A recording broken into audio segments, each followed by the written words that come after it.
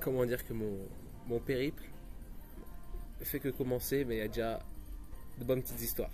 Donc, je vais prendre l'avion en direction Genève. Donc, je prends un Blablacar de Lyon à Genève. À peine arrivé, le gars cartonne sur le parking. Il n'a même pas fait un mètre qu'il a cartonné. Donc, il se trouve que le pilote du Blablacar, il avait une attache remorque derrière sa voiture. En reculant, il a tapé la plaque d'immatriculation d'une autre voiture. Le mec il sort, il commence à nous baratiner, je vais appeler la police, vous n'avez pas le droit d'avoir un attache remorque, tout le pataquin, ça commence à s'embrouiller. On n'avait pas de constat, donc le mec il a voulu écrire sur une feuille blanche comme quoi on lui avait pété la plaque, on lui avait fendu la plaque, qu'il allait amener ça à un expert, blablabla. Bref, ça a failli s'embrouiller.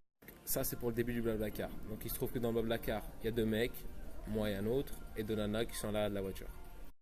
Les deux nanas derrière, elles s'endorment, donc on commence à avoir un débat avec le mec, on commence à parler de ces histoires. Donc il me parle de coke, de pute et trucs bizarres.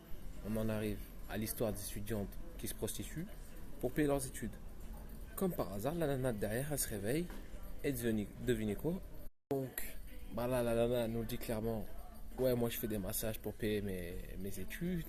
Les massages souvent avec, vous m'avez compris. Elle défend ça. Bon, du coup, c'était bien drôle dans la voiture parce qu'il y avait la nana qui était derrière qui faisait des massages, le mec qui était devant le pilote, gros cateau, la nana qui est derrière, bah pareil, qui était un peu chelou et moi.